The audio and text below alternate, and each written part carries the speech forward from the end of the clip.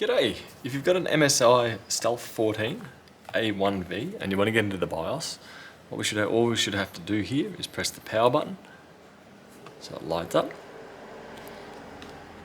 if it wants to light up, and then hold delete.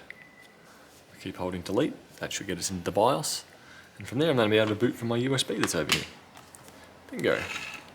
Which will look something like this.